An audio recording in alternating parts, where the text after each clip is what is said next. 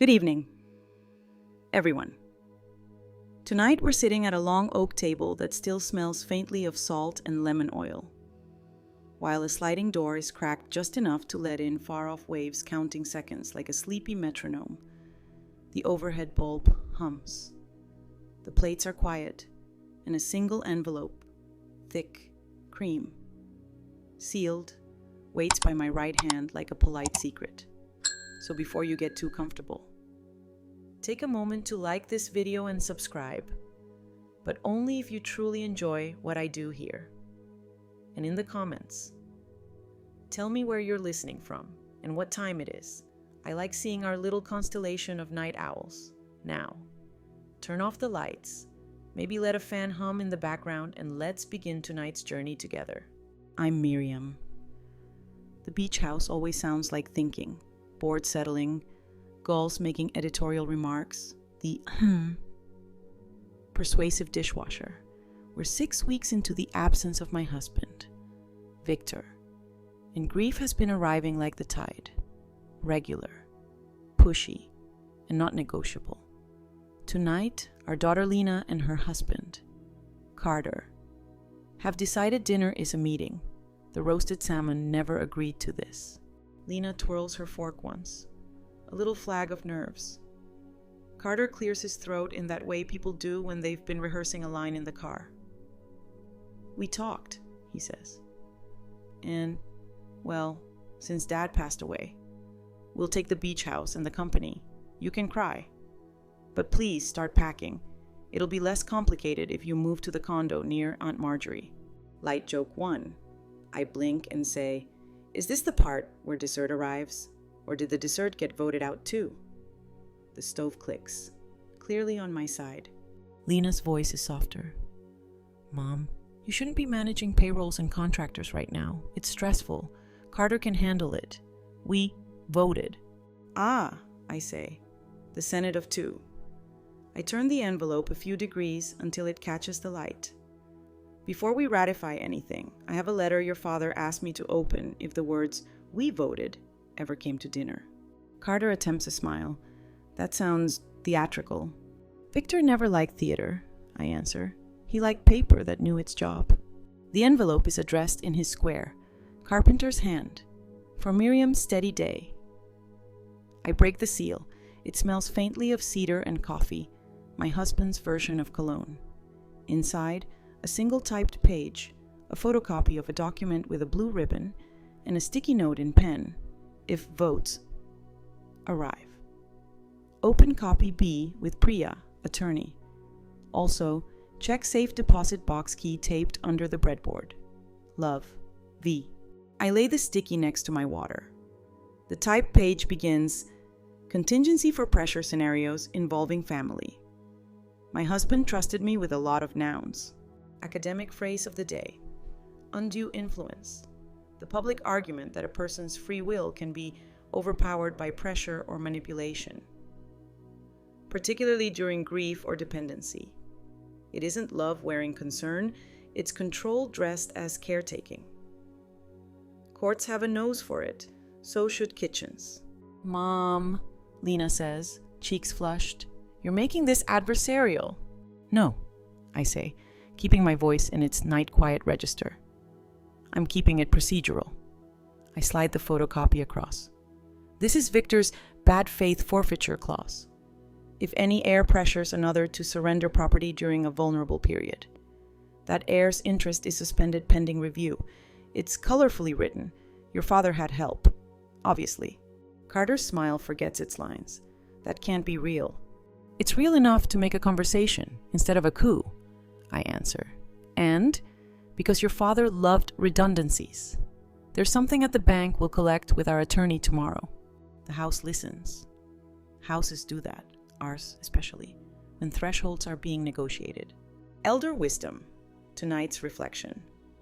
When someone proposes love as a shortcut around paperwork, ask for more paperwork. Affection can soften the tone. It should never erase the trail. Lena looks toward the sliding door as if the horizon might provide a script. It's just, this place needs work. The stairs, the deck, the The roofline. The company needs someone decisive. You could rest. Dad would want you to rest. I do rest, I say. I rest when decisions have handles. Right now. Your sentence has no handles. It has a shove. Light joke too. I tap the table. Also, the deck doesn't need a strong young energy. It needs a permit. Carter opens his laptop, which I suspect has a presentation named something like Transition Plan. He hesitates when the password prompt flashes. We can loop in Priya, he offers. But first, could you sign a temporary transfer of operating authority just to keep vendors calm? Vendors love checks that clear and emails that use their correct names, I say. They are famously indifferent to coups. Quirky sidebar. Octopuses have 3 hearts, 2 that move blood to the gills and 1 that sends it to the body. When an octopus swims, the main heart actually pauses, which is why they prefer to crawl. Even nature knows that constant sprinting is unsustainable. Companies, houses, families, they all prefer steady crawl to panicked swim. I set the envelope down and pick up the small notebook I keep for days with edges. Here's what happens instead, I say. Tomorrow morning, 9 a.m., we meet Priya at the bank. We inventory the safe deposit box. We confirm what this clause means in the polite language judges like. We review payroll access with Noel from accounting. And we keep the keys where keys belong. Lena's eyes glisten. She is still my child, even when her nouns are wild. I'm tired, she says softly. Grief makes me want to throw everything in one basket and label it solved. That's called a hope hamper, I say. It stains. Carter leans back, calculating in a way that makes chairs nervous. You realize you're outnumbered. I smile. And it's the kind of smile that lowers rather than raises voices. I am not outnumbered. I have rails. Also, I have your father's habit of documentation. Remember the family group chat messages the week after the funeral? A color travels up his neck. What messages? The ones where you suggested moving fast before I changed my mind. The ones where Aunt Marjorie offered to front legal fees if I play stubborn. Your words were not grief. They were strategy written with the caps lock key. Lena drops her fork. The salmon remains neutral. I stand. Retrieve a small bell from the counter, my house bell. Gentle, not theatrical, and place it on the table. It's not a threat. It's a metronome for grown-ups. We're going to slow the verbs, I say. Tonight we're going to go room by room and list what the house needs. Stairs, railings, the one window that clicks like it's practicing sarcasm. Tomorrow, we'll list what the company needs. Vendor renewals, insurance, the contract with Red Harbor Shipworks. I look at Carter kindly. If you want to help, bring nouns. If you want to control, bring tea and leave the nouns alone. Light joke 3. Also, if anyone says we voted again, the bell rings and we consult an adult called a calendar. He opens his mouth, then closes it. The ocean outside practices its old sermon, in, out, in, out. People have never won an argument with that voice. I take out my phone, open the family thread, and type. Tomorrow, 9 a.m., bank with Priya. No transfers, no temporary authority, no surprises. Bring IDs. Bring patience. I add a small seashell emoji because formality doesn't exclude mercy. Lena reaches for my hand. What if Dad didn't expect it to be this hard? He expected exactly this, I say, tapping the seal. He knew love can be messy around deeds. I squeeze her fingers. We will not be messy. We will be legible. The night settles into the good work of being night. I clear plates, run water, and let small domestic verbs remind the room that big ones aren't necessary. Carter walks to the sliding door and stares at the dark where the sea lives. He is still, for once. Stillness often brings truth to the table without slamming it down. All right, he says at last, voice lower. I'll meet the lawyer. I'll bring what I have. Good, I answer. Bring your questions too. Those are welcome. We clean without speeches. The dishwasher sighs like a choir trying to be humble. I put the envelope in a clear sleeve and lay it on the hall table, where important things have always waited. Field trip forms, tax envelopes, seashells. I tape a small card above it in my steady hand. Meet bank. Call Priya. Speak to Noel. Walk the deck with a flashlight and a permit form. Do not let "we voted" replace "I understand." When the kitchen is as done as kitchens ever get, I step onto the porch. The wood remembers footsteps it can trust. I breathe in salt and cedar and the leftover sun, and I think about Victor's handwriting, square, brave, unwilling to be pretty when precise would do. I think about Lena falling asleep on my chest when she was 5, her breath a soft factory of futures. I think about Carter, clever and scared at the same time, buying power with sentences he didn't earn. I let the ocean edit my anger down to policy. Inside, I write tonight's card for the bell. We do not surrender titles to moods. We let paper do its quiet work. We ask for names and dates and signatures. We keep the house gentle and the company legible. We are sad and also we are competent. I pin it under the magnet. The bell moves when the hallway breathes, and I choose to believe it approves. Before bed, I open Victor's old ledger, the one with pencil ridges where he kept count of lumber and possibilities. Between ordered cedar and paid Ben for haul, he'd written, "When storms pretend to be elections, keep your ballot in ink." I copy it in my own hand and tuck it into the clear sleeve. Tomorrow will be fluorescent and administrative. Today was theater's last gasp. The house hums like the world's most patient animal. I turn off the light, set my phone to prayer, silent, and let the fan ride us into sleep.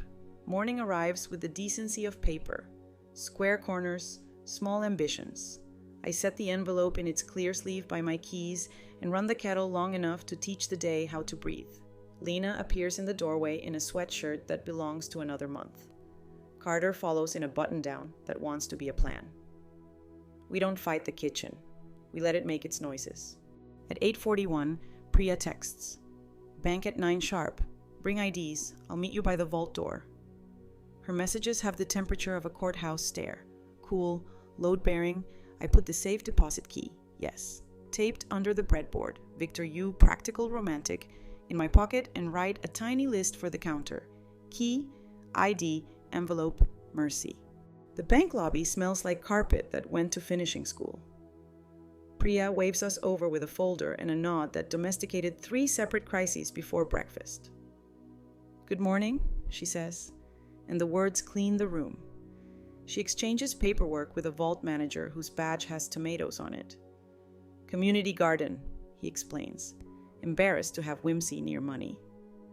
He leads us to a small viewing room, lays out a tray with felt like it has opinions about fingerprints, and retreats. The box slides out with the weight of prepared sentences. Priya gestures. "When you're ready." I set the envelope beside it, like old friends who haven't decided whether to hug. The key turns. Inside, a red folder labeled in Victor's block print. Contingency. A USB drive in a case that could survive a polite apocalypse, and, neatly clipped, a copy of the will codicil with a blue ribbon that looks like it knows Latin. Light joke 1. He packed this like a Midwestern picnic, I murmur. Sandwiches, napkins, contingency. Priya smiles with her eyes. Which is all you can ask from a lawyer before 10 a.m. She opens the folder. The first page is a letter, not theatrical, not begging for music, if you are reading this. Someone has tried to sprint with nouns that were meant to walk. Pause, breathe. Call Inez Calder. She knows how to vacuum a timeline without rearranging the furniture. Inez's number sits under his signature, tidy, like a doorbell that has never lied. Carter shifts. "Is this necessary?" "Necessary is the word we use when we've already decided," I say gently. "We haven't decided yet." Priya scans the codicil, taps a paragraph with a pen that minds its manners. Bad faith forfeiture, she translates. If an heir applies pressure within 90 days of death, defined here as threats, leverage, or isolation attempts, court may suspend or reassign that person's interest at the executor's discretion pending review. Executor is Miriam. She looks up. Victor knew what he was doing. Lena sits straighter, some muscle remembering its original height. Dad always said, "Structure loves you back," she whispers. Academic phrase of the day: fiduciary duty, the public argument and legal standard that when you are responsible for someone else's interests, you act with loyalty and care higher than your own convenience. Executors, directors, trustees, your verbs must pay rent. If they don't, courts have brooms. We inventory like calm people. The USB holds a mirrored backup of company ledgers, the vendor list, payroll permissions, and a folder called Porch that turns out to be photos of the staircase rod Victor wanted me to see from 3 angles. He labeled each file with dates and the name of the contractor he preferred.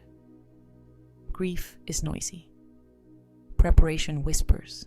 Priya drafts a short memo to herself. Today's timestamps, who turned the key, what we found. Chain of custody, she says, because memory tells stories, paper tells time. Quirky sidebar, true. Safe deposit boxes can't be accessed by a will alone. Banks want keys and living people, in some states. Death freezes contents until a court nods. Victor dodged that delay by adding me as joint renter last year while we were arguing about kitchen drawer organizers. Organization wins arguments later you don't have to have. We step back into the lobby where the tomatoes on the badge are suddenly charming instead of odd. Outside, the sky agrees to be plausible. I call Inez before courage has time to get theatrical. She answers on the second ring, voice like a pencil that was sharpened by a patient hand. Calder! I'm Miriam, I say. Victor told me to ring if nouns tried to sprint. She exhales what might be a laugh and a memory. Your husband hired me once to find out which supplier was rebottling solvents and calling them artisanal. Papers rustle. Tell me your verbs. I give her the verbs.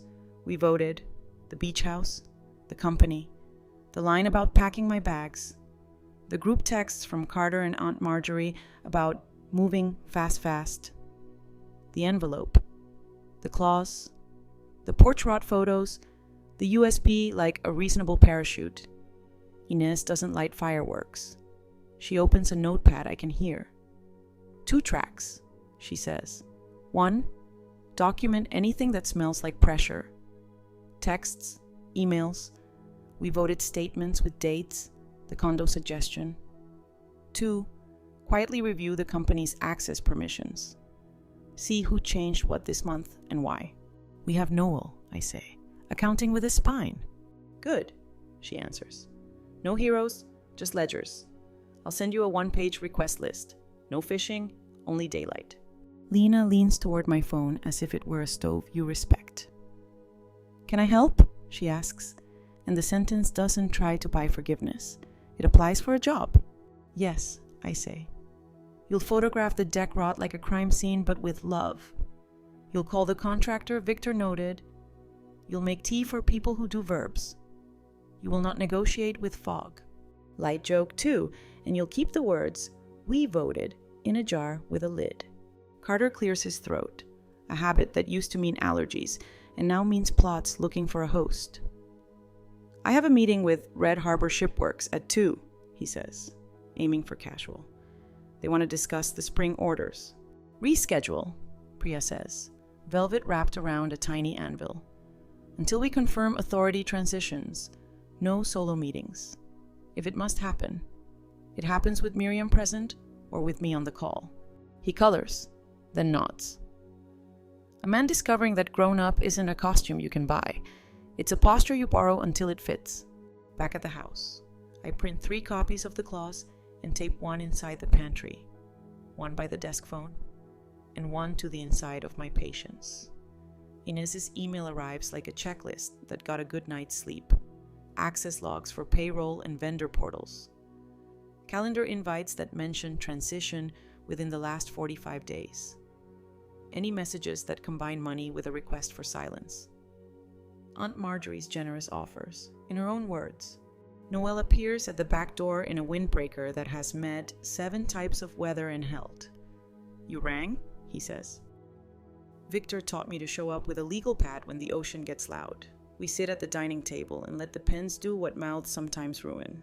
Noel pulls up the company portal, logs into the admin side with his accountant's keys, and reads aloud like a bedtime story for nervous adults. 2 permission escalations last week from Carter's login, vendor payment override, manager-level shipping approvals, 1 invite to Red Harbor Shipworks titled Spring Fast Track, a draft transfer form saved but not submitted. He glances up, kind but not compensating. Nothing irreversible, just sprinting shoes tied. Priya emails a preservation notice to the vendor addresses and copies me, because transparency is citrus for rumors. I text Inez a photo of the login history and a single sentence. "We're sweeping, not accusing." She replies with a thumbs up and a line that smells like coffee. Boredom is evidence's best friend. Elder wisdom. The person who asks for your trust should enjoy being watched while they work. Privacy is for bathrooms. Process is for power. Lena brings tea that doesn't perform, just participates. She stands by the sliding door that remembers Victor's shape and says, "Without eye makeup or armor, I wanted this to be easier because it hurts. I thought giving the house to someone decisive would make the hurt stand still. Hurt doesn't stand, I say. It sways. Rails are for swaying safely." I point to the deck photos. Let's give the stairs something to hold. Light joke 3. Also, we'll rename the group chat we voted is now "We taped a permit application to the fridge." Carter hovers, then lowers into a chair as if gravity finally convinced him it knows the way home. "I was scared the company would drift," he says. "I tried to grab it like a kite." He looks at me, not to sell anything, but to report. "I forgot kites need string." "We'll keep the string," I say. "You can hold it if your hands stay open." Afternoon ripens into its administrative self. We walk the deck with a flashlight like a priest. We list squeaks, nails, the board that glowers. Lena takes photos that respect both wood and memory. Noel prints the access log and labels it with the kind of pen that doesn't flinch. Priya drafts a calm email to Red Harbor. We will proceed per contract, on schedule, with no accelerated changes. Meetings through the executor. She uses the phrase "per contract" like a lullaby. Quirky sidebar, true. The little holes you see in seaside decks? Some are from test borings. Tiny checks to see if rot has gone sly. Mariners have sayings about rot. Accountants have spreadsheets. Both are in love with reality. When the light moves to the side of the house that forgives. My phone rings. The name on it is Aunt Marjorie. A woman who collects causes the way other people collect novelty mugs. I let it go to voicemail. The transcript arrives. "Miriam, dear, let's keep this in the family. Sign the temporary transfer and I'll cover fees. It's simpler." I forward to Priya and Inez with one word: pressure. Priya replies, "Logged." Inez, pattern. We eat dinner without making it a meeting. After, I write today's card and stand it by the bell. We trust sorrow enough to go slowly. We don't let simpler mean secret. We call things by their names: executor, codicil, rot, regret. We give the stairs a permit and the company a calendar. We do not sprint with nouns. I tape it under the magnet. The bell breathes when the hallway does. The house approves of verbs that sit. Before bed, I open Victor's ledger and find a pencil line that never tried to be pretty. When somebody you love dies, don't sell their verbs to the first bidder, rent them to the future with receipts. I copy it on an index card and put it in the clear sleeve with the clause and the USB. Then I turn off the lamp and let the ocean count to sleep while the paperwork hums quietly in its little bed. By mid-morning. The house has decided that quiet is a verb. The bell breathes. The kettle remembers its job. I pull the red folder back onto the table and let the paper sit where grief can't edit it. Inside the folder, behind the codicil, is Victor's neat checklist titled, in his block print, "If push arrives, pull facts." Under it, 1. Print lender statements. 2. Download company access logs weekly. 3. Photograph deck issues. 4. Keep copies of calls with helpful relatives. 5. Read this slowly. I read it slowly because the dead deserve the courtesy of our pace. Noel taps the laptop awake and navigates to our business banking with the same gentleness he uses with splinters and numbers.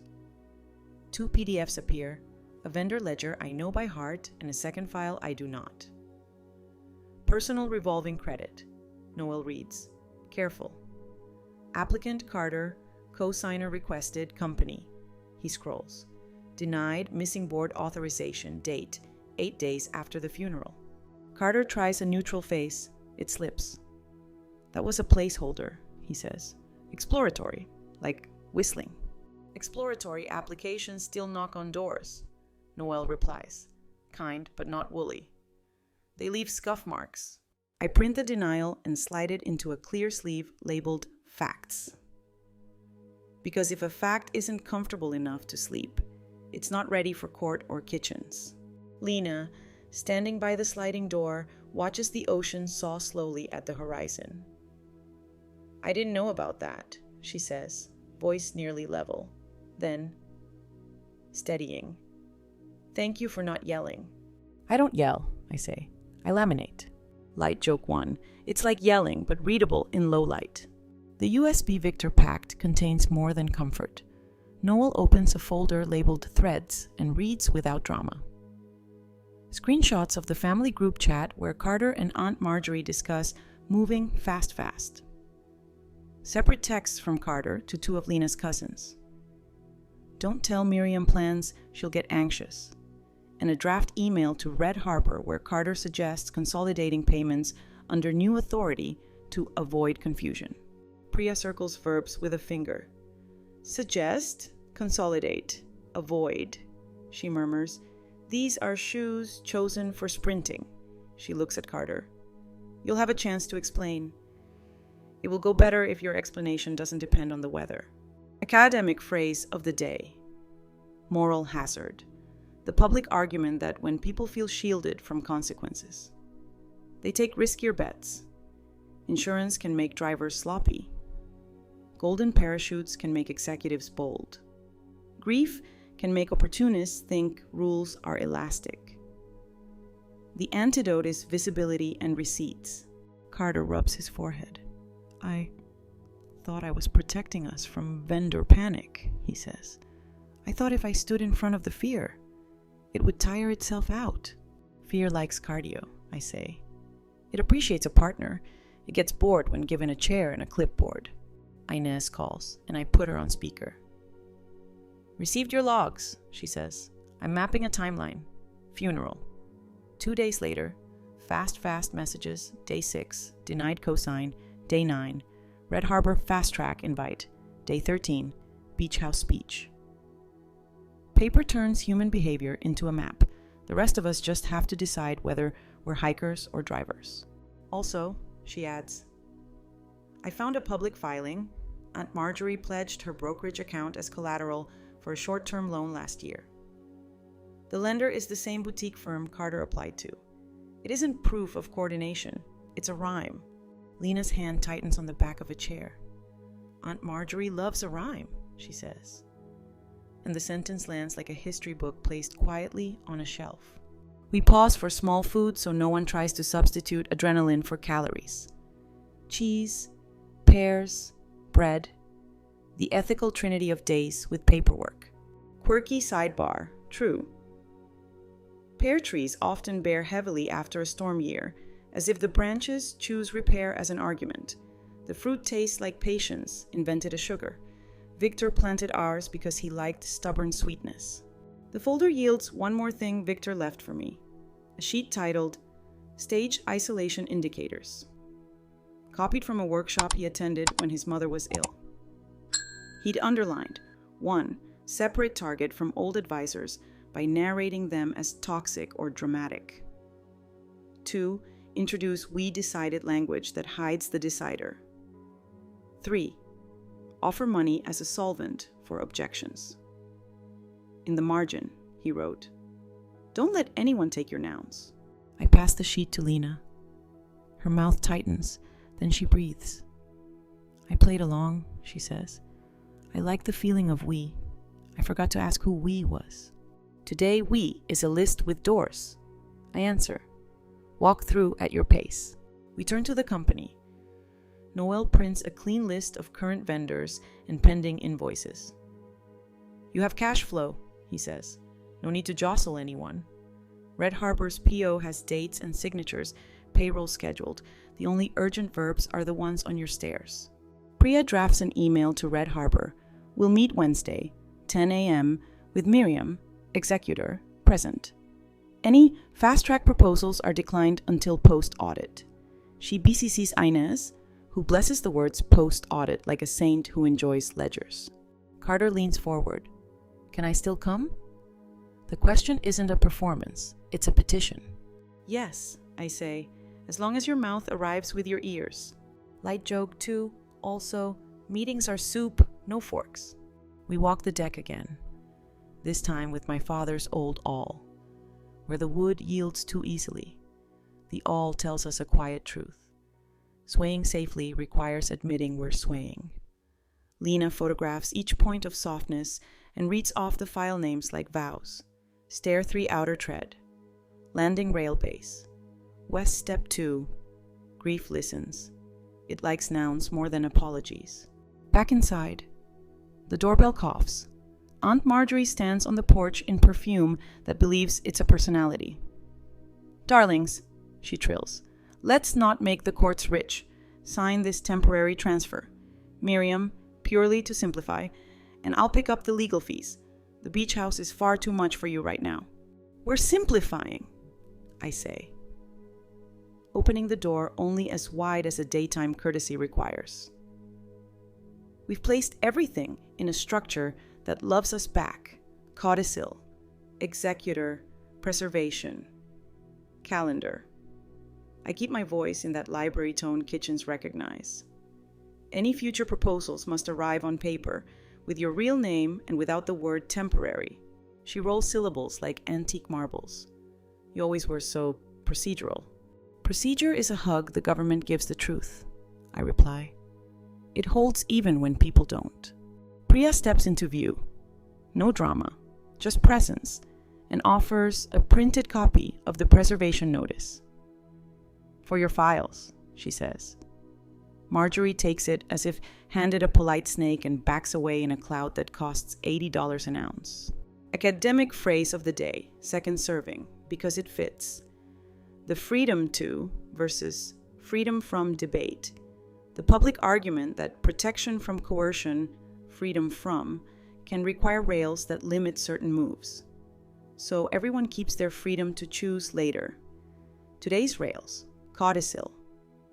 Executor authority, no temporary transfers, our freedom from pressure, so we all have freedom to breathe. When the porch is ours again. Noel exhales.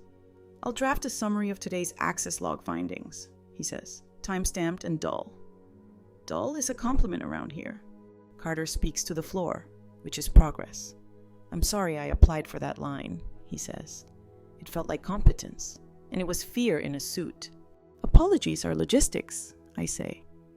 They come with dates and plans.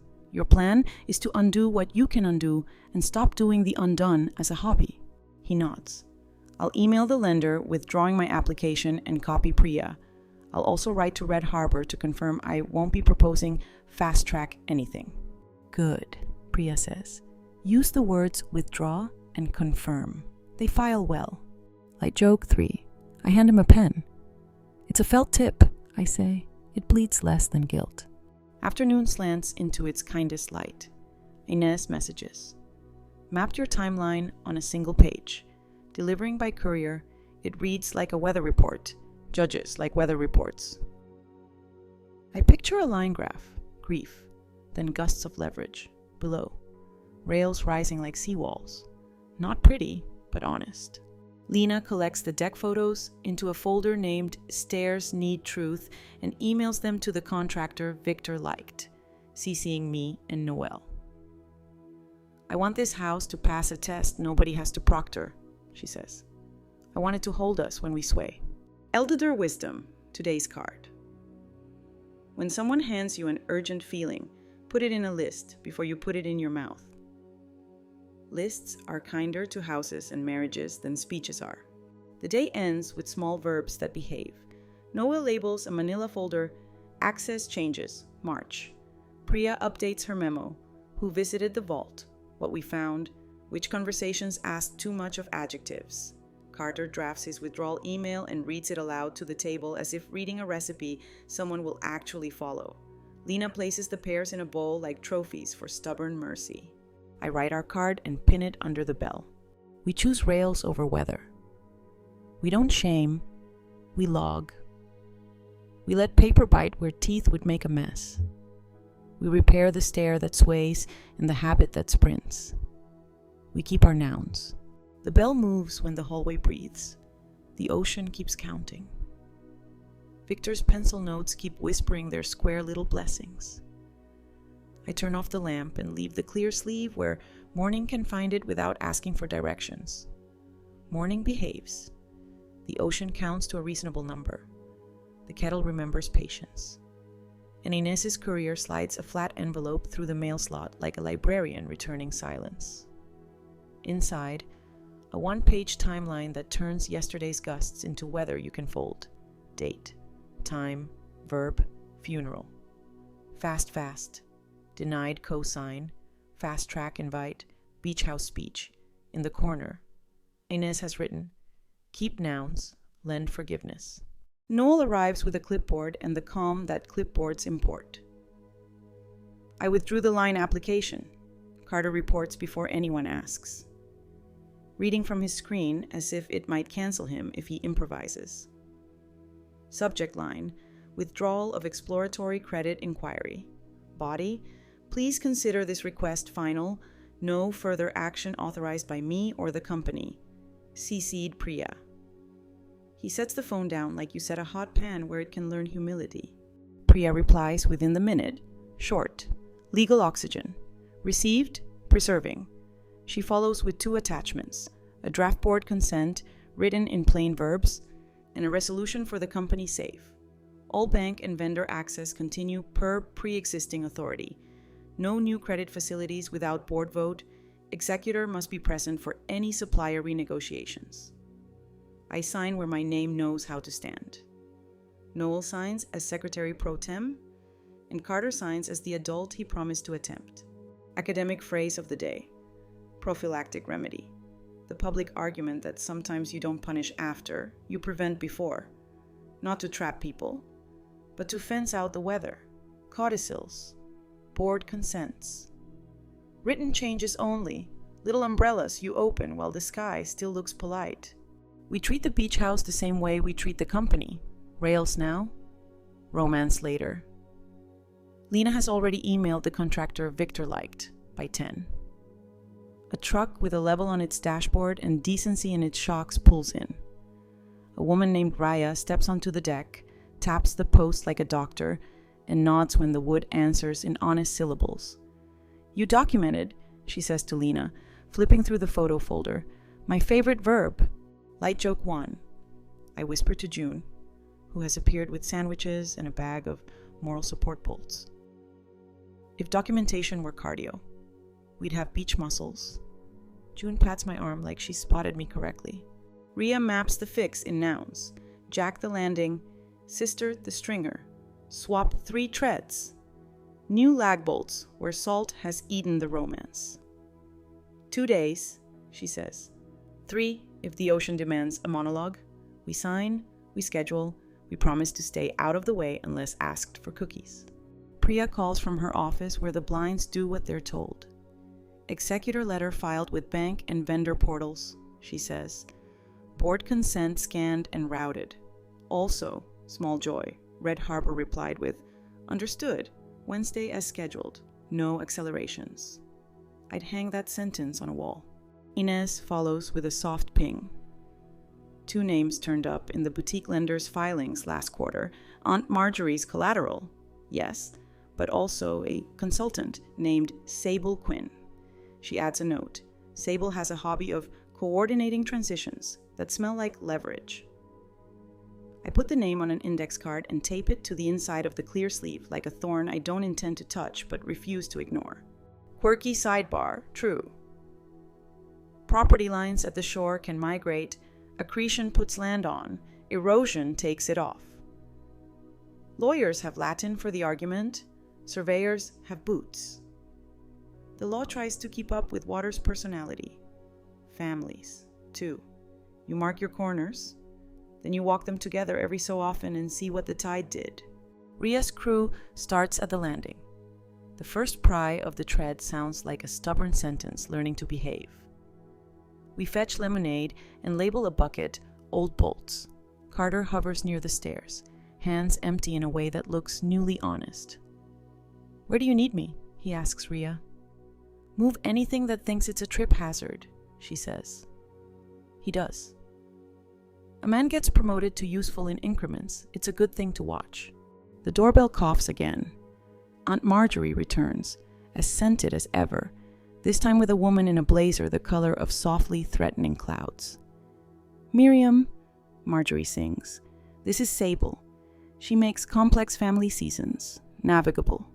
The Ellipsis leaks cologne. Sable offers a card embossed with the word transition in a typeface that believes in its own ankles. I facilitate strategic handovers, she says. We can avoid conflict by entering a temporary stewardship period. Think of it as a bridged horizon. Light joke too, I try to avoid horizons that require tolls. I say, we prefer bridges made out of calendars. Priya, appearing from the kitchen as if summoned by the smell of euphemism, smiles with all her law degrees folded into kindness. We already have a bridge, she says. Executor authority per codicil, board consent, vendor letters. If you have a proposal with dates, duties, and signatures, you can email it. The mailbox empties daily. Sable blinks like a cat who has misjudged a table edge. Families that cling to process often miss healing. Elder wisdom, I say gently, placing a glass of lemonade where the countertop of reason prefers it. Healing arrives faster when nobody's stealing furniture during triage. We keep the receipt so love doesn't need to testify later. Marjorie tries a last flourish. Your Victor was never this stiff. I slide the red folder forward an inch. Victor hired rails so we'd all still like each other in 5 years. Sable pockets her card. They withdraw, trailing a draft that fails the doorway test. Ria, watching them disappear, deadpans. I sometimes meet consultants like that. They want to move joists with adjectives. She sets a new tread, taps it twice, and writes a date on the underside. Paper holds. By lunchtime. The landing stands like it remembers why houses have verbs. We eat facing the water while hammers keep a kind rhythm. Noel opens his laptop, just checks, no speeches. Payroll, he says. On schedule. Vendor reminders sent. 3 thank yous in reply for using their exact invoice names. People are romantics for being seen. Academic phrase of the day, second course because the room likes seconds. Signaling equilibrium. The public argument that when everyone uses the same signs, the market stops rewarding fakery. Use per contract. Executor. No accelerations. Written changes only. And the scammers get bored. We are boring on purpose. Afternoon wants to be about the company. We let it. Priya and I draft the Wednesday agenda. 1. Acknowledgement of executor authority. 2. Spring order schedule per signed PO. 3. Safety audit for pier crews, helmets, harness checks, hydration stations. 4. Vendor payment cadence. Predictable, transparent, no rush fees. 5. Any innovations deferred until quarter end with proper votes. I write it large enough to read if the room pretends to be foggy. Carter asks to add an item. Ownership of mistakes, how we reverse ill-advised emails. Approved, I say. Bring your nouns. Light joke 3. June labels the lemon drop jar adverb control and fines me a nickel for almost saying swiftly. I pay like a law-abiding citizen. Near 3.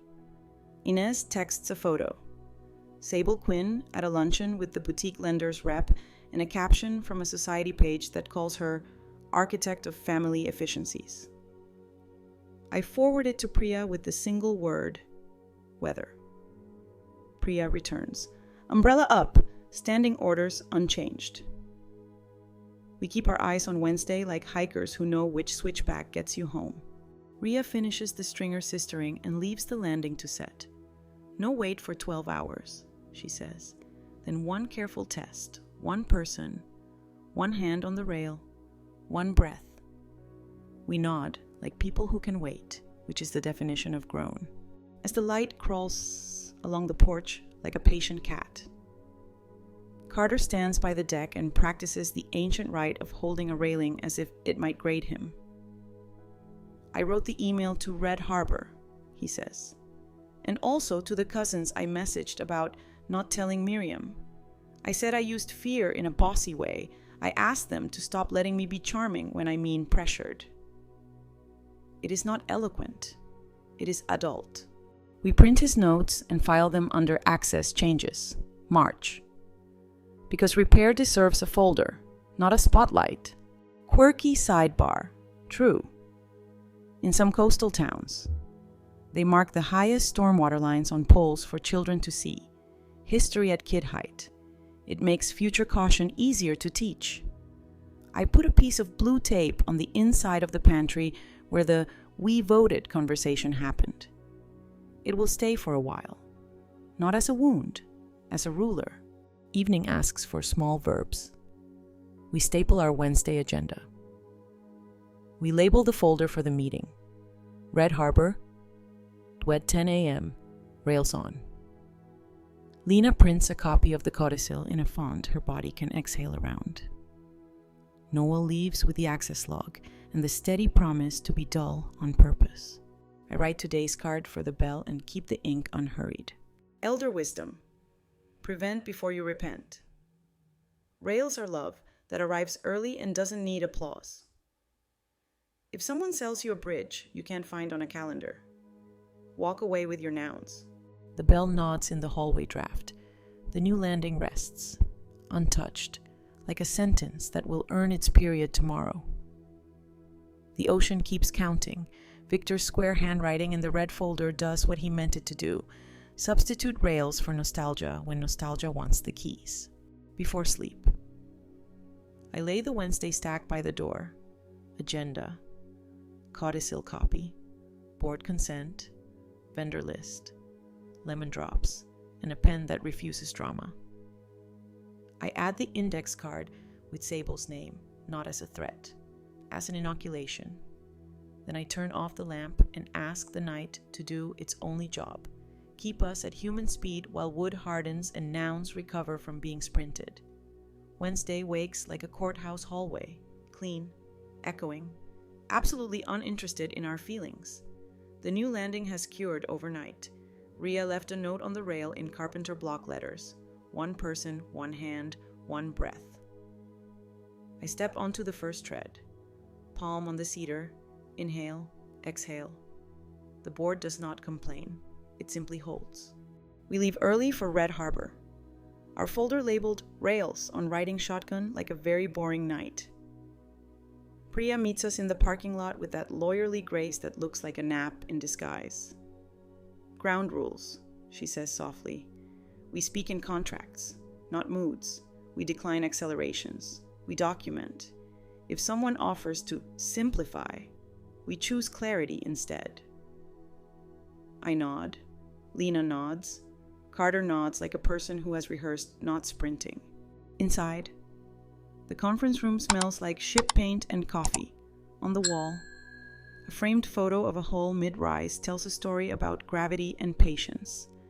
The purchasing lead, Miss Ortega, shakes hands with the kind of grip that moves boxes on weekends. "Glad you brought the executor," she says to me. "Our invoices behave better when they know who's home." We sit. Priya slides our agenda across the table like a peace offering written by a calendar. "Item 1, she says. Acknowledgement of executor authority per codicil." Ortega nods, signs the acknowledgement with a pen that doesn't show off. "Item 2, spring order per signed PO, no accelerations." A quiet understood. "Item 3, pier crew safety, helmets, harness checks, hydration stations." Ortega smiles, almost relieved. We've been wanting to hear someone say that out loud. "Item 4, payment cadence, predictable, transparent, no rush fees." "Bless you," the accounts clerk murmurs from the corner, revealing that even ledgers have prayers. "Light joke 1, I whisper to Lena. "If we keep saying per contract, someone's going to knit it on a pillow." And she snorts gently into her sleeve like a teenager who remembers my jokes from a better century. Academic phrase of the day: procedural legitimacy. The public argument that people accept outcomes more peacefully when the process is fair, transparent, and consistent. We're not winning, we're aligning. Courts like it. Shipyards, too. It's going well, which is when trouble usually remembers our address. The door opens. A woman in a blazer the color of softly threatening clouds steps in with a smile that has practiced this room. Sable Quinn. "Apologies," she says to Ortega. "Traffic." Then to us, "I've been engaged as an efficiency liaison to help shepherd this transition." Ortega glances at me. I place the codicil copy on the table, the way you place a teacup in a saucer that matches. "Executor authority is settled," I say. "We're not in transition, we're in operations." Sable's smile tilts. Temporary stewardship can protect families from nouns going feral. I finish, calm as a list. "We've got our nouns collared." Priya leans forward, voice as soft as sand. "Miss Quinn, if you have a written proposal with dates, duties, signatures, and a sentence that begins per contract, we'll read it later. Today we're here for PO No. 1942 and the safety checklist." She turns back to Ortega. "Item 5, innovations deferred until quarter end with proper votes." Ortega slides a packet across, helmets ordered, hydration tents scheduled, checklists laminated. "I like laminated," she confides.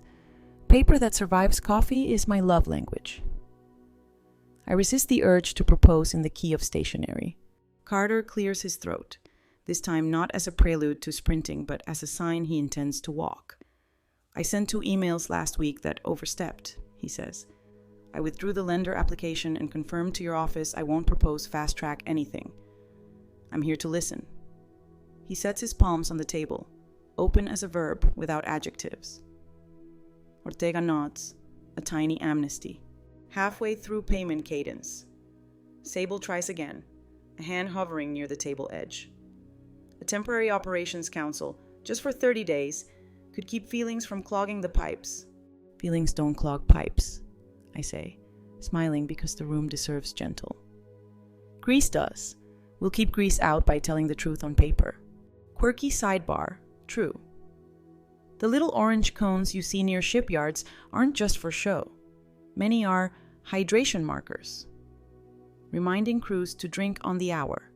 Studies show that even a 2% drop in hydration can fog judgment, bad for balance, terrible for bolts. We add water jugs labeled by crew to the checklist, because science belongs in our nouns. We sign the safety appendix. Ortega signs the acknowledgement. The accounts clerk schedules our cadence in a calendar that must have been blessed by bored saints. Priya initials each page like a whispered amen. Then Ortega clears her throat. "One more thing," she says carefully. We received an email last week from a stewardship coordinator asking us to redirect communications to a new address to avoid confusion. We flagged it. We prefer old roads. Please forward, Priya says. We'll preserve.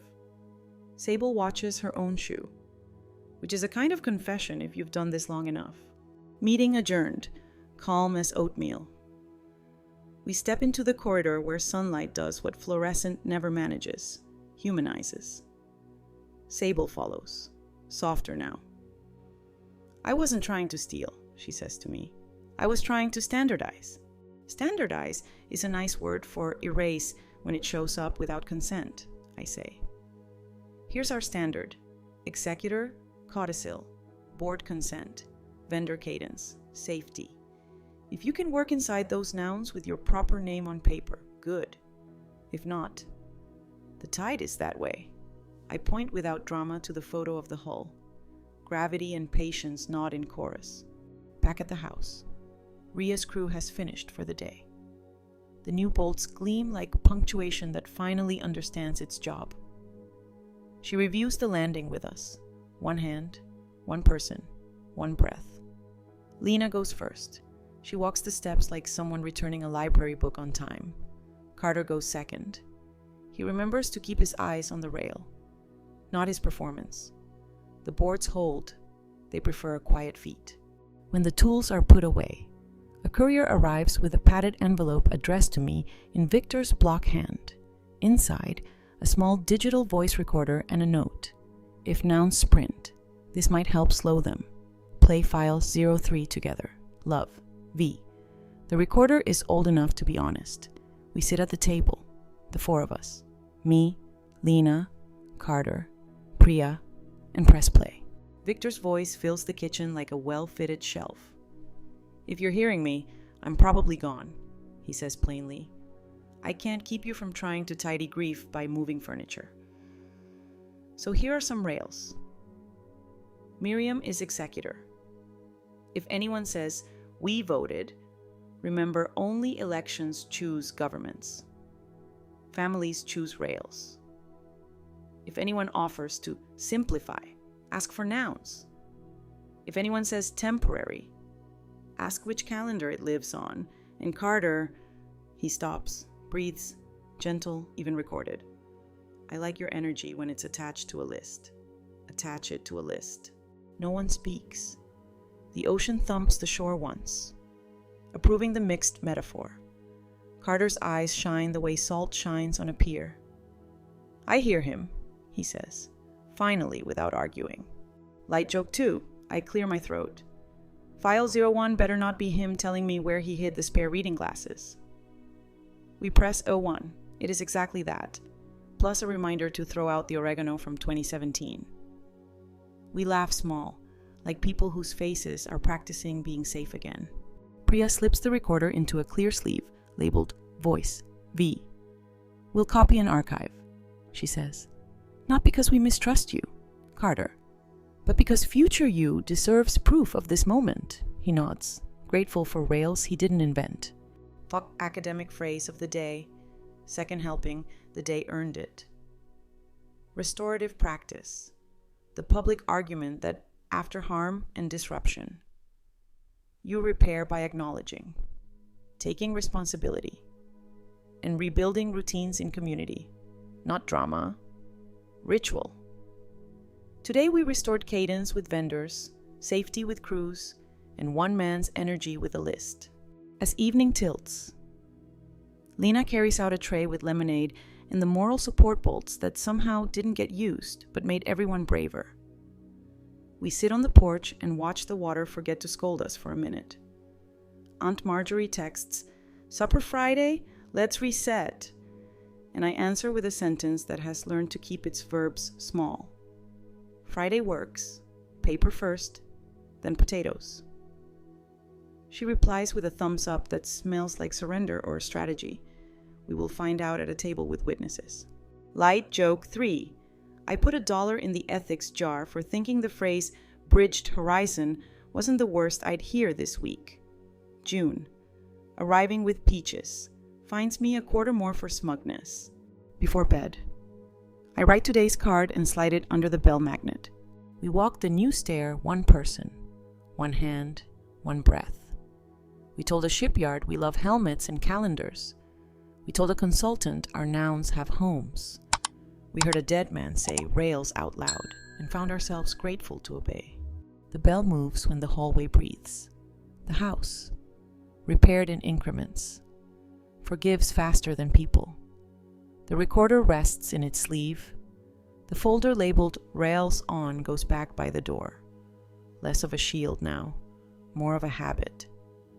I turn off the lamp and let the ocean count us down to ordinary. Morning writes a thin blue line across the water and dares us to smudge it. Ria's note still hangs on the rail. One person, one hand, one breath. And the new bolts look like punctuation that finally passed grammar. I set the Red Harbor file back in the drawer and put the recorder labeled Voice, V, next to the bell, where the house can keep an eye on our better selves. We make oatmeal because victory shouldn't need frosting. Lena slices pears, Carter measures coffee into the filter like he's trying to count his way back to ordinary. Priya texts a tidy debrief, vendor cadence entered, safety appendix filed. Sable's efficiency liaison email preserved under a subject line that makes judges smile. Request to divert communications, declined per contract. At 9:07, a county cruiser rolls slow along the shoulder and stops at our mailbox. The deputy who steps out has the posture of a man who knows what the ocean can do and wears his hat like a promise. "Morning," he says at the porch, thumb not near anything that would ruin the day. Deputy Harlan Reed, "Mind if I come up?" The bell breathes. I nod. He explains with the courtesy of someone trained by grandparents. "We received 2 nuisance complaints last night from your road. Anonymous texts. Odd voicemails. People showing up under consulting pretenses. Your vendor flagged an email requesting temporary redirection of payments to a new stewardship address. They called us because it smelled like hurry and money. I'm making rounds to make sure folks who might be targeted know we can stand by if needed." I pour him water. We appreciate rails with badges. He taps a small notebook. "I also have a civil order from Judge Wynn. Nothing dramatic. It's called a status quo order. Basically says, for 30 days. No one not listed on the contract may interfere with operations, redirection of funds, or access to property pending probate. It applies to your company and your home. You're the named executor, so you're the one who says who does what." Lena exhales in a way that makes the porch boards like her again. Carter swallows. He's learning the taste of rails that don't need his flavor. Academic phrase of the day, temporary restraining order, ex parte, the public argument that, when time is short and risk is real, a judge can issue a short-term order to freeze the state of play without hearing from the other side first, then revisit it with everyone present. It's not forever, it's a pause button for trouble. Deputy Reed hands me the paper. It is blessedly boring. Dates, parcel numbers, my name where my name should be. "We can do a civil standby," he adds. "If you expect, say, a relative with strong perfume to arrive with a stack of temporary forms." Light joke 1. "Do you also have a unit for consultants who wear clouds as blazers?" I ask. He smiles into his hat. "We call that the weather desk." He gives us a card. "Here's the choice I'm delivering today to folks in the folder with your case number. They'll get it in the next few hours. 1. Cease outreach that diverts funds or changes access. Or 2. Expect a visit and potential charges for interference with an estate. They have 24 hours to confirm in writing." He tips the brim. No speeches required. After he leaves, the porch feels like it received a fence you can't see but can lean on. I text Priya a photo. She replies, "Lovely. We like pauses that come with letterhead." I forward the order to Inez. She answers, "Status quo ante, bless it. Weather gets bored when judges get interested." We decide to mark our corners. Lena takes the chalk line from Victor's toolbox, the one that leaves blue truth on boards, and we snap a line along the sag of the old stair run just to enjoy how straight looks on tired wood. Carter holds the spool without commentary. The snap dusts his knuckles for a moment. The three of us are a machine that understands its job. Quirky sidebar, true. Shipbuilders and carpenters use a plimsoll line idea for people, too. Back when freight ships sank from overloading. Samuel Plimsoll pushed for a painted line on the hull, load above it, and the sea will collect its fee these days. Some safety crews joke about a plimsoll for bandwidth, a mark you don't live well above. Today, our mark is the back row, the codicil, and the clause that says written changes only. At noon, Aunt Marjorie texts, I received a very rude document. Dinner still on? Priya advises, yes, rails travel better over potatoes. I reply, yes, paper first, then potatoes. My thumbs don't shake. Practice is a plimsoll line, too. While Lena and June inventory the pantry for dinner, Carter knocks on the doorframe like a man who remembers he doesn't own the doorway. I called my cousin, he says. Told him to take my name off any "we voted" messages. I'm writing an email to Sable declining further liaison services. I'll copy Priya. Use your verbs like sockets, not wands, I say. They should fit. They shouldn't sparkle. Light joke 2. June holds up the lemon drop jar labeled adverb control and finds me a nickel for almost saying firmly. Gently with paper, she corrects. Which is apparently our in-house style guide. Afternoon. Deputy Reed returns, not to the porch, but to the road. He doesn't knock. He idles just long enough for a sedan to roll by, make a U-turn, and leave like ambition that learned the dress code. My phone pings. An email from the planner who once floated a family civility NDA. Subject: acknowledgement of court order, no redirections. Beneath it, a line I could frame. Understood. We will take instructions only from the named executor. Proof that rails can teach manners to calendars. Priya arrives with a folder and a pie, because lawyers who bake are the benevolent royalty of crisis. We'll keep the TRO quiet unless someone tries to perform, she says. If they do, we perform poor memory. I only act per order. Please email me. Trouble hates email. Inez sends a courtesy ping. Boutique lender acknowledged deputy's note. Their rep wrote, we will not engage with third parties. Sable closed her calendar invite like a tent after rain. Weather report, clearing.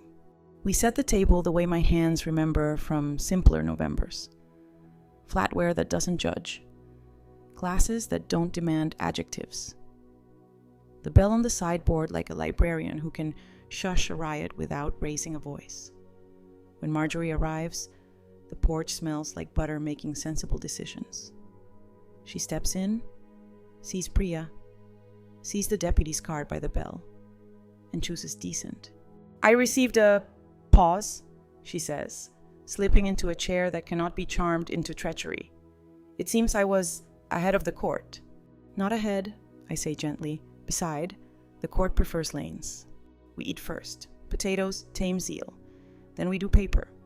I slide the status quo order across. For 30 days, I say. We do nothing new without ink. She scans, nods, sighs in the octave of surrender or strategy. Time will tell. I misread the moment, she says. I tried to be a bridge with my last name carved into it. Bridges are best with dates, Priya says, pouring water like a ritual, and inspectors. Academic phrase of the day, bonus, because dinner earned it. Structural conflict of interest, the public argument that when your personal stake could skew your judgment. You must either disclose and step back or build extra rails. Family plus money plus grief equal declare your plimsoll line. Marjorie produces a thin envelope with a flourish toned down to acceptable wattage. My contribution to the stair, she says. No strings. Lena smiles like a person who can hear the absence of a hook. We'll deposit it into the house fund with a memo line that obeys Rails. Stair repair, gift, no conditions. Light joke 3. I thank her and add, we only accept donations in nouns. She pats my hand. I brought receipts. The conversation wanders toward a warmer shore. Victor's ledger lines, the ridiculous oregano from 2017, the time he insisted on labeling every charger. We don't perform forgiveness. We practice coexisting in a room with a bell and a deputy's card nearby. That's enough for a first rehearsal. After dinner, Carter clears plates without asking for applause. He pauses by the bell, reads today's card, and nods as if it's a coach that keeps him benched exactly as long as necessary. When the door closes behind Marjorie, the house exhales its permission to live here again. I write the night's card in ink that dries like it respects furniture. Elder wisdom. Put a plimsoll line on your day. Don't load above it, not with tasks, not with relatives, not with consultants dressed as weather. When a judge hands you a pause, use it to teach your muscles the right verbs. We tape it under the magnet. The bell moves when the hallway breathes. Deputy Reed's taillights wink once at the corner and are gone. The porch rail, newly bolted, remembers to hold us without applause. The recorder sits in its sleeve, a patient witness who only speaks when asked. Before bed, I take the chalk line and snap one more truth in the pantry, a blue strike next to the shelf where "we voted" once stood. Not as a scar, as a ruler.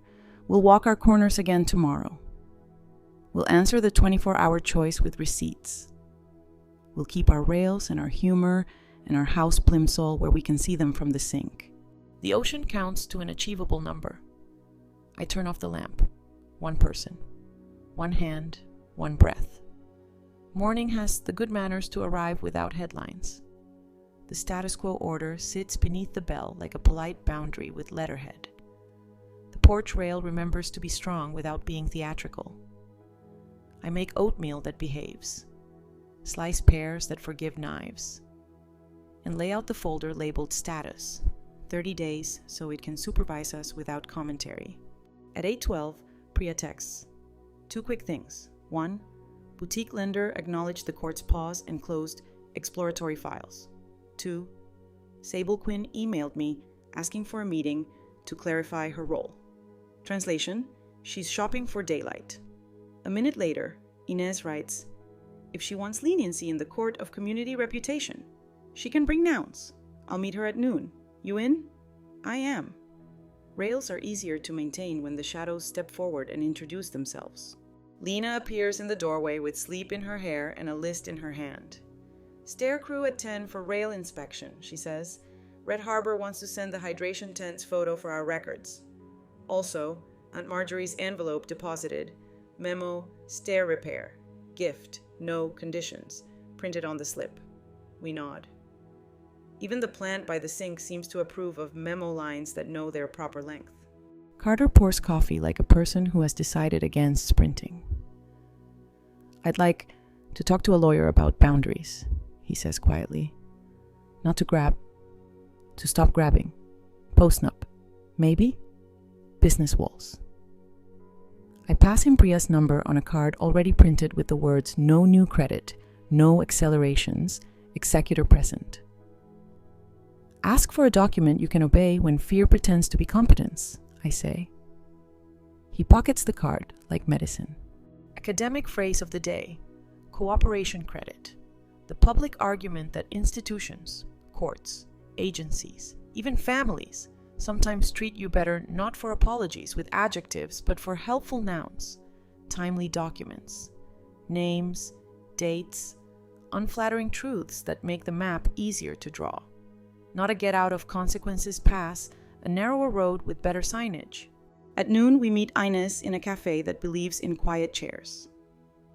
Sable arrives on time, blazer still the shade of softly threatening clouds. But her smile has retired from sales. She places a manila envelope on the table, both hands visible. I want to clear what I crossed, she says, voice smaller than yesterday. I proposed a 30-day stewardship council to several vendors. I sent a redirection address. I billed Aunt Marjorie for efficiency services. It was wrong. I have the emails. You can have them. Ines opens the envelope like it might be tired. Inside, printed threads with dates, headers showing the redirection address, the phrase, "to avoid confusion," and a pitch deck that uses soft handover as if it were a soothing fabric. Sable tucks a stray hair behind her ear. I work in families that crave speed. I sell new lanes. Your executor had lanes. I didn't want to learn them. I breathe once. Slow.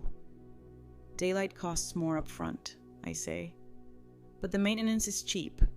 I slide the status quo order across so she can see the judge's signature. These are our lanes.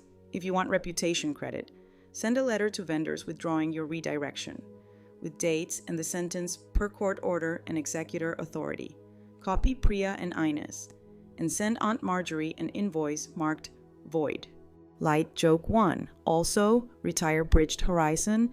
It sounds like a yoga pose that sprains marriages.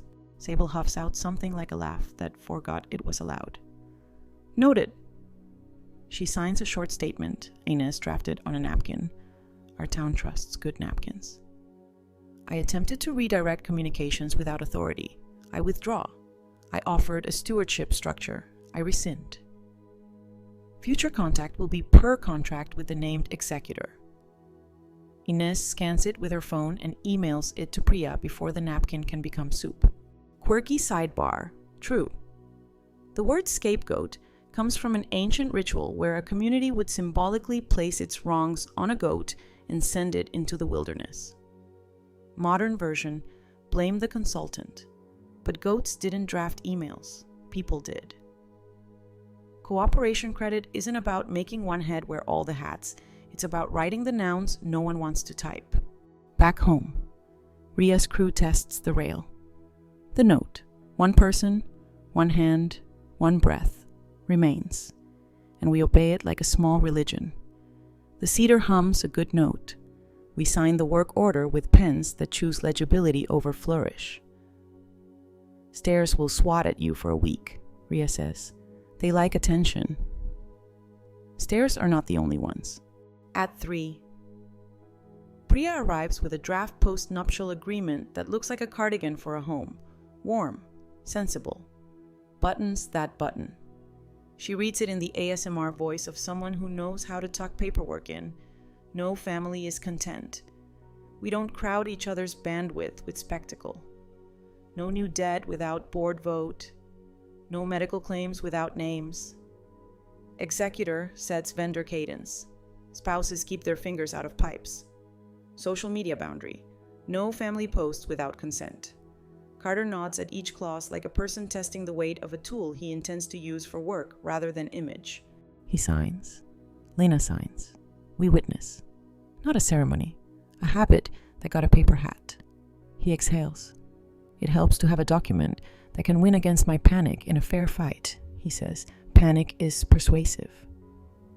Panic is a marketing team, I say. This is our customer service policy. Light joke 2. June places the lemon drop jar labeled adverb control beside the signature lines and charges Carter a nickel for nearly saying forever. We sign verbs, she says. Forever is furniture. Ines texts. Sable sent the withdrawals. Vendors replied with quiet thumbs. The planner added your 2-sentence civility to their templates. That civility line keeps multiplying like a good rumor. The doorbell coughs for the second time today. Deputy Reed's hat appears in the side window like punctuation. Just a courtesy, he says on the porch. The 24-hour notices landed. We received 3 confirmations of cease outreach, planner, lender, and 1 consultant using her own name this time. He tips the brim. Weather desk closed for now. I show him the repaired rail. He rests a palm on the cedar and nods. That's how court orders should feel, he says, surprising me into a smile that belongs to this zip code. As the light tilts. Jamie from Red Harbor emails a photo. Hydration tents assembled, cones in place, a hand-lettered sign that says, "Drink water, heroes." Beneath it, "Per your visit, implemented." Small proof that asking for boring things out loud changes the day more than speeches. We sit down to eat on purpose. Rice, sautéed greens, roasted carrots that discipline your sweet tooth without making you resent them. After, we practice the part where family talk is not a meeting. Carter tells a story about miscutting a door casing in his first apartment and learning that caulk can't fix architecture. Lena remembers Victor painting the pantry shelves and labeling the jars as if adjectives had expiration dates. We let the stories be small, they hold better. Then Carter clears his throat, this time not as an allergy to accountability. "I called my parents," he says. "Told them we're putting rails on our marriage and the business," my mother said. "How unromantic," I said. "How steady." "We'll see each other on Sunday." I asked for no advice, just potato salad. The room votes yes, but nobody says we voted. Elder wisdom. Today's reflection. When someone you love says they need rails to love you well, listen like you're being handed a map you didn't have to draw. Maps are hugs that keep you from getting lost in the same woods twice. We clean the kitchen until it clicks one polite note of approval. The recorder labeled voice. V waits by the bell. I press arrow 2 because curiosity is also a love language. Victor's voice arrives like a level placed on a stubborn board. "If you're tempted to change the story with hurry," he says, "go look at the stair you haven't fixed yet.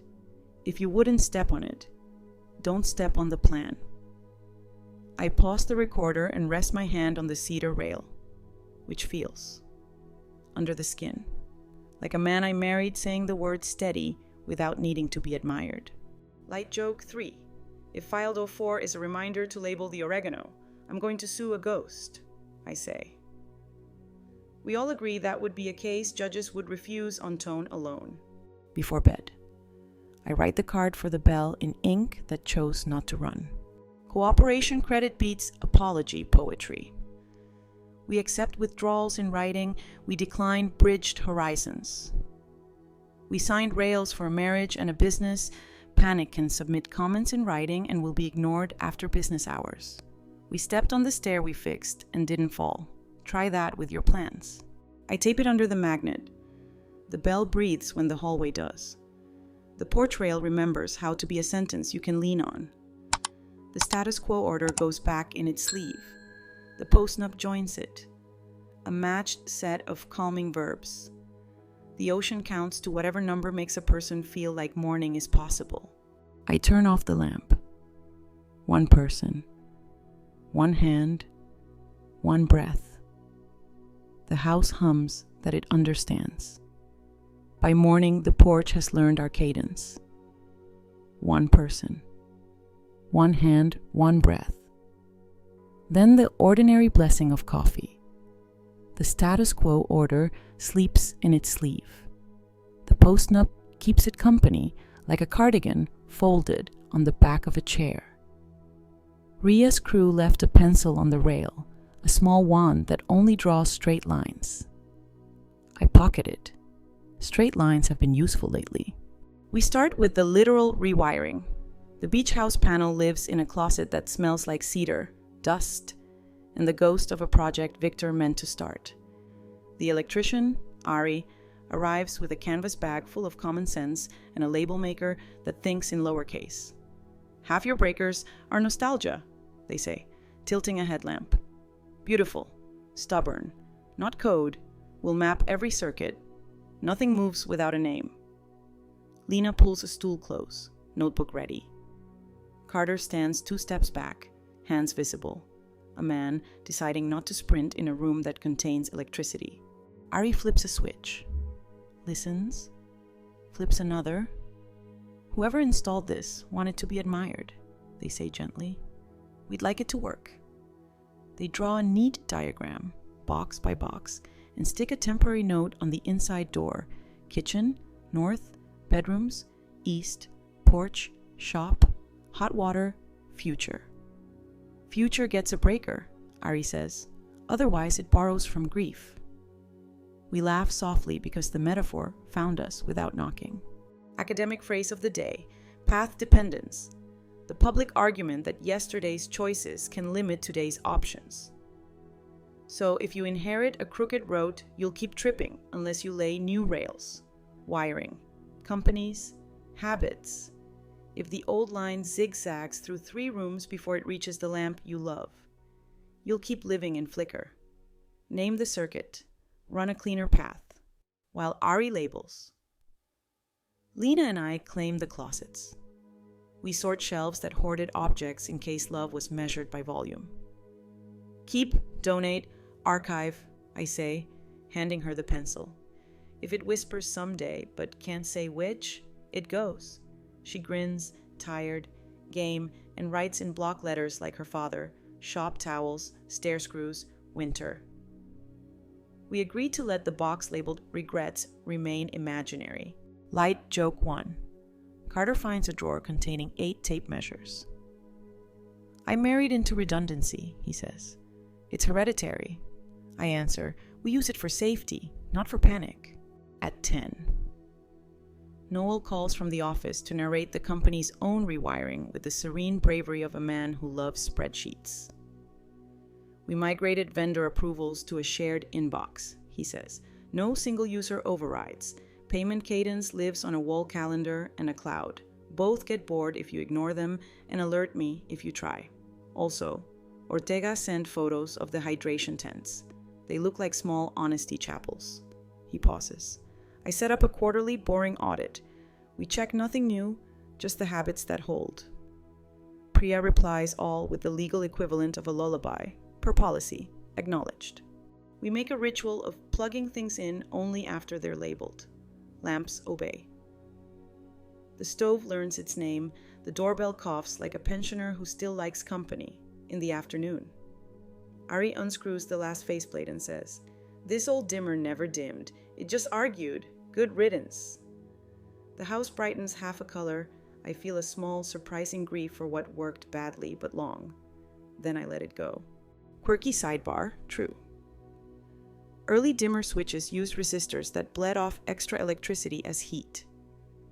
You weren't lowering demand so much as disguising it as warmth. Modern dimmers cut the sine wave, polite little guillotines, so the bulb gets fewer bites.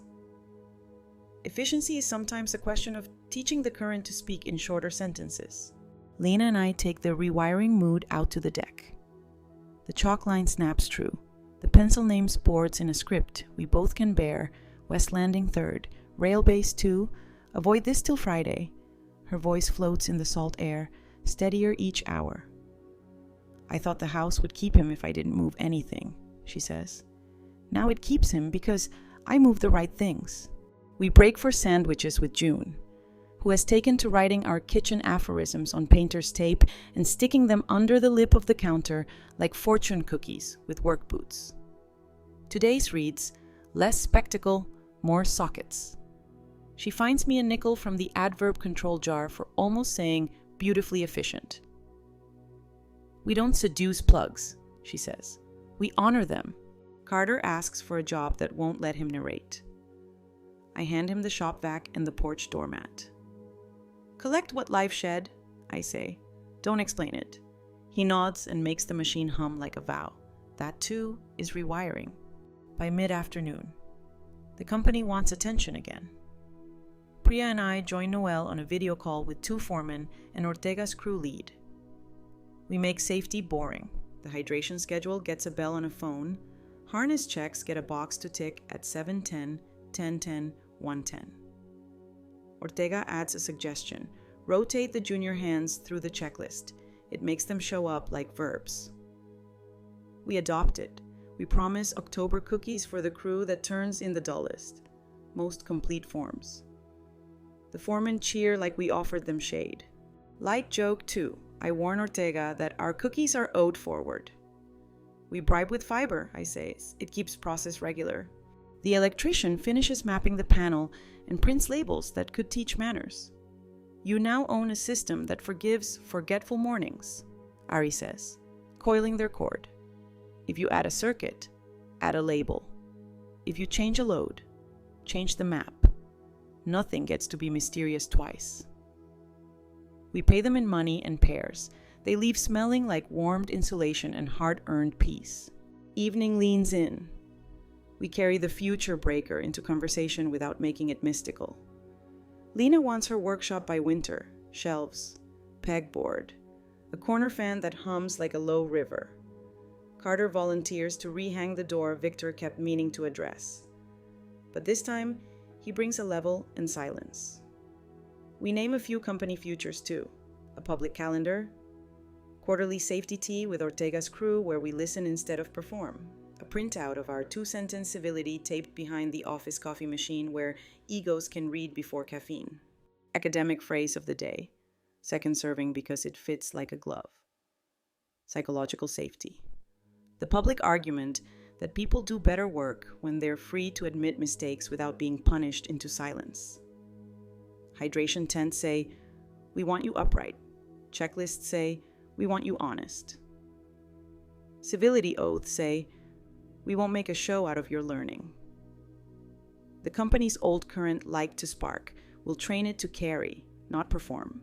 A text lands from Aunt Marjorie, a photo of a check stub and the words, deposit cleared, no strings, followed by a cautious heart. I reply with a leaf emoji and the sentence, stairs holding. That's as far as we go tonight. It is enough to be topsoil. Light joke 3. I tell June my love language is labeled breakers. Mine is receipts organized by month, she says. Romance is for Saturdays. Systems are for rent. We close the day with a small ceremony we didn't plan. Carter brings the recorder labeled voice, V, and sets it on the newel. We press 04 with the solemnity of people who know a joke might arrive. Victor clears his throat in our kitchen again. If your hands itch to fix what grief made crooked, he says. Start at the panel, label the dark rooms. Then teach your mouth to use the labels. I need a circuit for that. We can't put the fridge and the piano on the same line. Future deserves an outlet. If that doesn't calm you, make tea and ask Miriam where the tape lives. We laugh like a house that just got permission to be practical. I point to the drawer where the tape lives. Nobody applauds. Everyone remembers. Elder wisdom. Tonight's reflection. If the plan you love doesn't survive a label and a calendar, you don't love a plan. You love adrenaline. Give your future a breaker. It will pay you back in mornings. We stack the day's proofs on the hall table. The new panel map. The vendor cadence printout with 3 tidy check marks. The hydration tent photo where someone drew a cartoon of a helmet raising a cup. The first pegboard sketch for Lena's shop. I write the card for the bell with a pen that refuses drama. The house learned our names. We labeled its currents. The company learned our cadence. We bribed it with cookies. We chose futures we can plug in. We left mystery for oceans and novels, not for wiring or payroll. If fear wants to sprint, it can jog to the porch and watch the rail hold. I tape it under the magnet. The bell breathes when the hallway does. The panel door closes with a click that belongs in the dictionary under enough. Outside. The tide rehearses staying. Inside. Breakers glow like unshowy stars behind their little squares. And I picture Victor's square handwriting nodding each time a label sits where flicker used to live. We turn off lights on purpose, one circuit at a time, letting quiet declare itself zone by zone. Kitchen north, porch, bedrooms east, future stays on. A tiny nightlight in a socket we named ourselves. Because the plant likes it, and so. It turns out, do we? I set the pencil on the counter where morning will borrow it and leave the room the way we mean to live. Steady, labeled, ready to carry what it must without pretending it needs applause. By the 4th morning after the panel mapping, the beach house hums like a machine that knows its job and doesn't need compliments. The future breaker stays on for the plant and for our morale. The porch pencil waits by the bell like a wand that only draws straight lines. We promised ourselves this week wouldn't end with paperwork alone. It would end with a table, chairs, and neighbors. The kind of hardware communities are built from. We call it Harbor Hour because Clarity Clinic sounds like you'll be sent home with eye drops. Noel prints a one-page handout titled What to Ask Before You Sign, Names, Dates, Per Contract, where the money sits, who can say stop. Priya promises to swing by for 10 minutes to translate 3 Latin phrases into plain bread. Inez offers a 5-minute weather report about the tricks that show up after funerals. Deputy Reed can't attend in uniform, but texts that the patrol car will loiter down the road just to let Manners know we're hiring. Ria sends a toolbox of metaphors and a sample lag bolt. We are, in other words, aggressively boring, which is my love language. Lena chooses the community room at the wharf office, the one with the bulletin board where teenagers sell surfboards and old men advertise chess. She pins our 2-sentence civility next to the notice about lost keys and a dog named Daisy, who is apparently part dolphin. Carter carries in a cooler of water and a box of oat-forward cookies that Ortega swears made the pier crew weep with electrolytes. We lay out pens and the lemon drop jar labeled adverb control because brand consistency is cheaper than therapy. People arrive in the way people do when they are tired of guessing. A widow I recognize from the market. 2 shipwrights whose hands are honest even when their stories try to be clever. A notary who wants to behave. An auntie who refuses to sit in the front because my attention wanders in public. Lena opens with the stare. 1 person, 1 hand, 1 breath. That was our rule for testing what we'd fixed. Today our rule for paper is the same. Academic phrase of the day, choice architecture. The public argument that the way options are arranged nudges our decisions without stealing our freedom. Put per contract in the first sentence, escrow in a neutral account, and written changes only in 14 point at the top. And suddenly the scam has to jog uphill. Layout is ethics with a ruler. Inez goes next with 3 smells to distrust. Urgency, today only. Secrecy, no need to involve your executor. And flattery, you're a visionary signer. She hands around a printout of email headers that try to reroute vendor messages to a stewardship inbox. If an email asks you to avoid confusion by abandoning the path that was working, she says, print it and take a walk. Deputy Reed's patrol car glides past the window like punctuation. Quirky sidebar, true. The modern paperclip, gem style, wasn't patented in the US by the company that made it famous.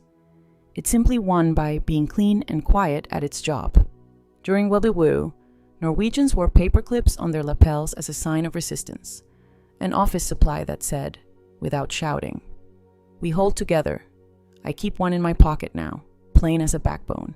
Carter volunteers the cautionary tale that belongs to him. He doesn't perform, he reports. Fear dressed up as competence and borrowed my mouth, he says. I applied for a line of credit 8 days after a funeral and called it exploratory. I told cousins to keep my mother-in-law calm by keeping her in the dark. Rails and a judge tapped the brakes. If you hear yourself say, "We voted about something that isn't an election, drink water and reread the contract," he earns no applause, just the kind of silence people give a map. Light joke 1. I tap the lemon drop jar and tell the room. We find adjectives for loitering, which gets the laugh you want at a harbor hour. Short, relieved, unsticky. Priya translates the codicil rule into dishwashing English. If someone tries to move your plates while you're washing your hands, yell for the adult with the towel. She follows with 2 phone scripts that make me want to embroider aprons. I don't sign today. Please email me your proposal with dates. And per contract, I'll follow the existing process. She does not let temporary through the door without demanding the calendar it claims to live on. Noel demonstrates the shared inbox and the wall calendar that double-check each other.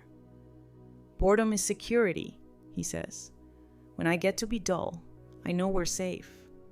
The notary beams, as if she's been given permission to be the person she became a notary to be. We end on stairs. Ria holds up the lag bolt like a small sermon. "You cannot fix stair rot with enthusiasm," she says. "You fix it with sistering. New bolts, and letting cured wood be boring overnight." She taps the bolt onto the table. "If your plan for a person or a company cannot name its hardware, it's theater." She gets more nods than any speech could earn. After the room drains like a well-designed sink.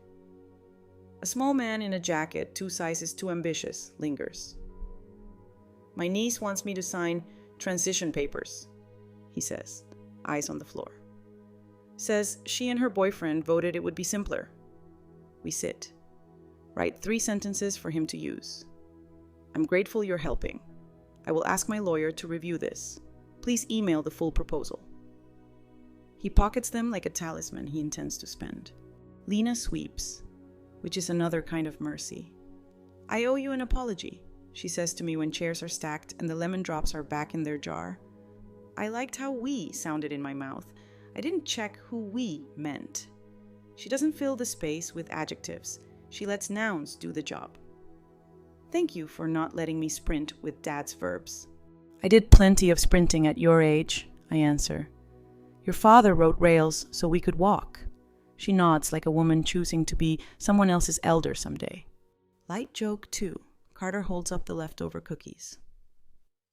"Do we find myself a nickel if I call these delectably pragmatic?" June materializes from nowhere and drops a nickel in his palm. "Pay the jar," she says. Adverbs are slippery bolts. Back at the house. The Harbor Hour kit goes into a new box labeled pens, forms, lemon drops, paper clips, 2-sentence creed. We schedule the next one for a month from now and set an automatic transfer, $50 a week, to a little savings account Noel named Harbor Fund, Elders. Not grand, but present. Priya adds a pro bono hour line under her Friday column.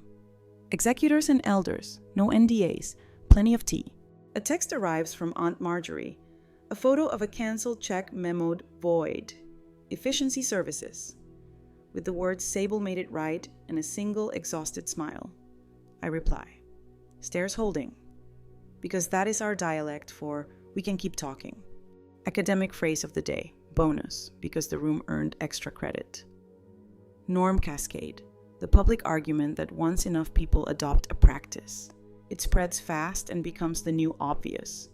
Our 2-sentence civility is showing early signs. The planner used it. Ortega taped it above the crew roster. The wharf office pinned it next to Daisy the dolphin dog. We clean the kitchen the way we always do when we mean to deserve tomorrow. Carter labels the future box of the panel with a piece of tape that reads "shop fan, pegboard, light over sink." Lena draws her workshop to scale on graph paper like she's telling the room a bedtime story in rectangles. I jot down a list for Saturday, sharpen pencils, buy more paper clips, write 3 thank you notes to Ortega, to Ari, to the notary with a relieved smile. Light joke 3. I write, "buy oregano," and then cross it out. "He would haunt me," I say. June finds me a quarter for tempting ghosts. When the house calms to its nighttime vocabulary, Carter brings out the recorder and pushes 05. Victor's voice arrives in its square kindness. "If the day taught you anything," he says, "check if your fix survives overnight. Stairs need curing, so do apologies and plans. Tomorrow. Step once with 1 hand and 1 breath, if it holds. Invite the neighbors." He coughs, then adds, "Also, the spare keys are in the coffee can labeled anchors. Don't tell the internet." Elder wisdom. Tonight's reflection. Teach what you just learned while you are still humble enough to remember how you learned it. Humility has a half-life. Schedule your generosity accordingly. We stack the day's paper on the hall table. Harbor Hour, sign-in sheet, a copy of the handout, the agenda for the next vendor's safety tea. The deposit slip marked "stair repair, gift, no conditions." I tape the new card under the bell. Arrange choices so honesty is the path of least resistance. Teach the nouns while your hands still remember the shape of them. Put a harbor hour on the calendar. Put $50 where your mouth is. If someone says, "We voted," look for the ballot box. No box, no vote. Step on what you fix tomorrow. One person, one hand, one breath. The bell moves when the hallway does. The ocean counts to an achievable number. The future nightlight glows like a small promise we wrote to ourselves and actually intend to keep. I turn off the lamp and let the house do what good houses do. Hold our bodies while our better ideas harden. So that in the morning we can invite people to step on them without rehearsal. Sunday opens like a clean ledger, ruled lines. No arithmetic yet. The beach house hums its mapped currents. The porch pencil waits by the bell. The future breaker glows a quiet yes for the plant and for the part of us that believes in chairs. We promised ourselves that once the 90-day storm stopped pretending to be a calendar, we'd write down what stays. Today's for that writing. We start with Harbor Hour 2.0 in the wharf room. Fewer people. Better posture. Noel brings the scanner that purrs. Priya brings a stamp that says, "Received in a font that refuses theater." Inez brings a laminated one-page pressure timeline template. Ortega drops off a cooler of water labeled "Drink, not negotiate." Deputy Reed leaves the patrol car 2 blocks away like punctuation that trusts us to choose our own commas. We run through scripts, hand out paper clips, and collect 3 questions we can't answer yet. They go in the box marked "Later" with names. Academic phrase of the day, sunset clause. The public argument that even good powers should come with an expiration date unless renewed by process. We put one in the post-nup for social media boundaries, renew yearly, and in the vendor cadence, review each quarter. Sunset tells ego, "You may sit here for a while, but the chair belongs to the rules."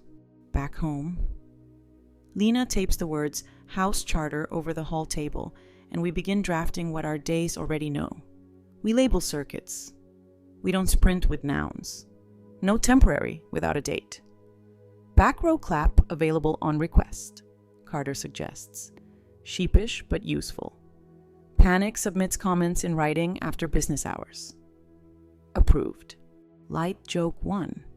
I write oregano 2017 never again in the margins as our official cautionary tale.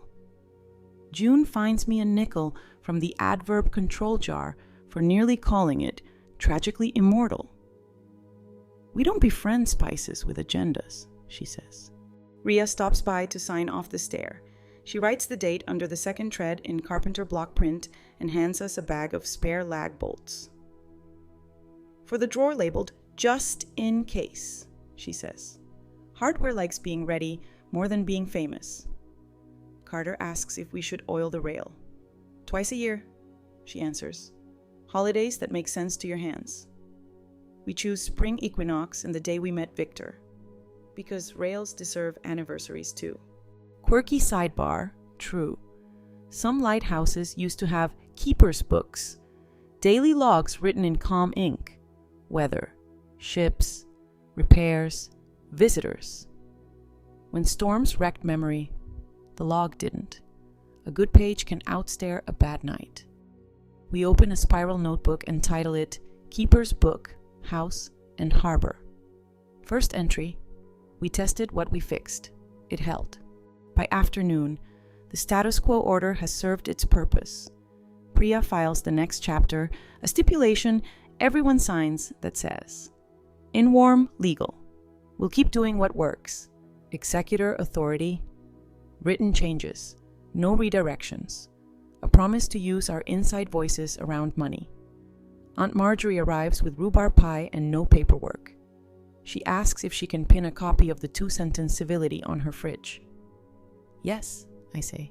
"Place it near the butter. Kindness spreads better when chilled." Sable sends a final email. Withdrew, rescinded, refunded, attaches a short note that names not excuses. Inez replies with a single sentence. Thank you for choosing nouns. The subject line is her whole reputation plan. We give Daniel the ring of a door we forgot needed hanging, to Carter with a level and no narration. He measures twice, sets hinges once, and does not ask the room to clap. The door closes with the click that belongs in dictionaries under reconciled. The house smiles in its timber. Light joke 2. Lena holds up a mason jar full of paper clips and says, we should tithe 10% of these to the wharf board. And I vow to start a religion where the sacrament is stationary and the hymns have indices. We move to the company after tea. Noelle shares a dashboard that would put a hummingbird to sleep. Hydration compliance. Safety checks. Invoice punctuality.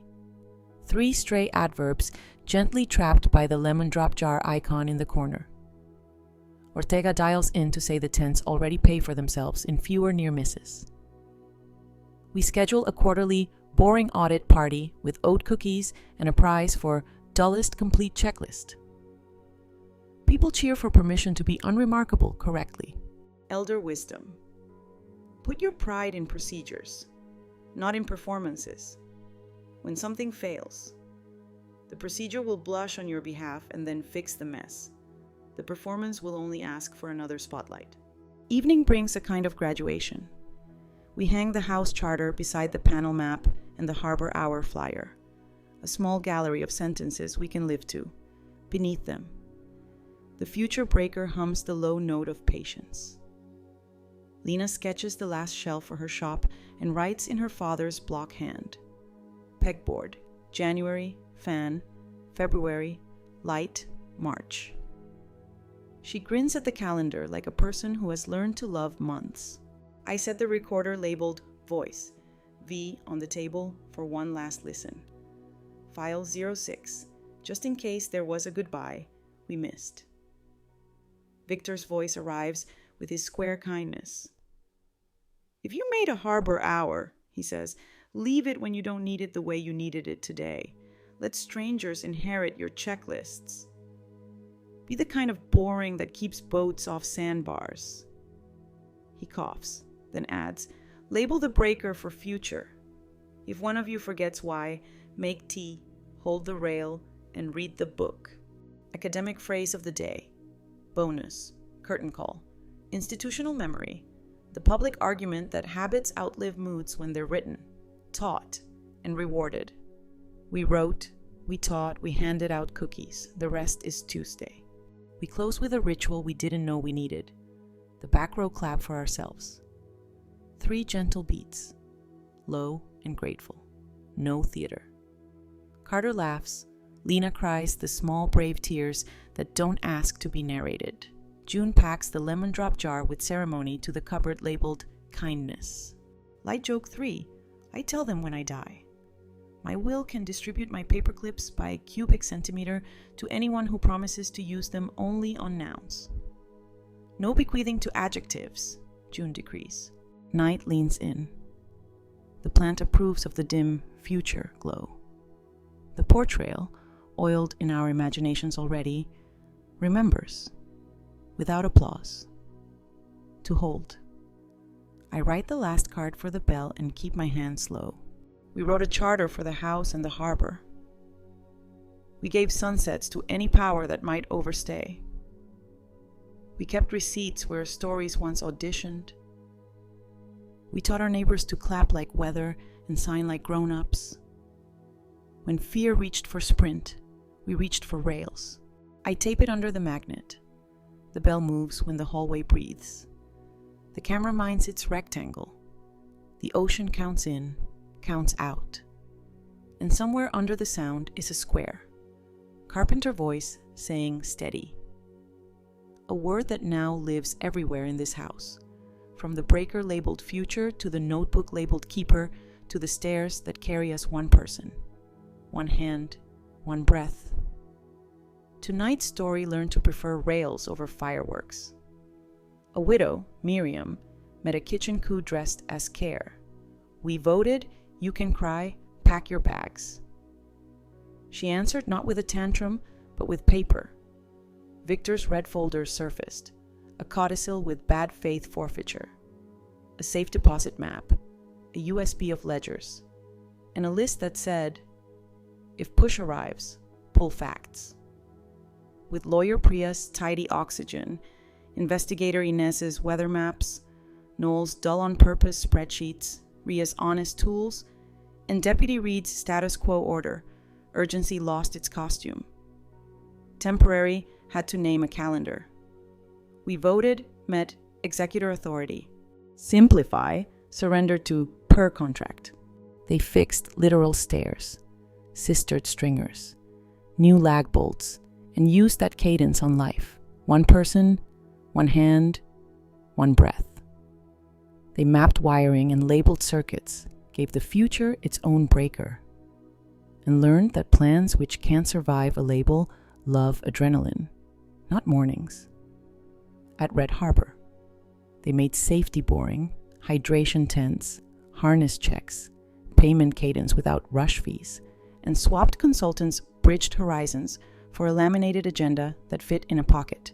Carter replaced sprinting with nouns, signed a post-nup that lets rails beat panic, withdrew exploratory debt, and learned to hold a door steady before asking for applause. Lena traded "we voted" for "we repaired," and wrote her shop in measured months. The house wrote its charter, label circuits, no temporary without dates, back row clap available, panic submits comments in writing. Harbor Hour turned cookies into compliance, and paper clips into quiet resistance. Neighbors left with scripts, "I don't sign today, please email," and a jar labeled adverb control. Sunset clauses kept powers humble. Institutional memory got a keeper's book. When storms tried to vote themselves in, rails said no without shouting. Let your night be small and legible. Give future an outlet. If fear wants to sprint, hand it a checklist and a chair. Walk the repaired stair. One person, one hand, one breath. The rest is Tuesday, steady as a breaker with your name on it.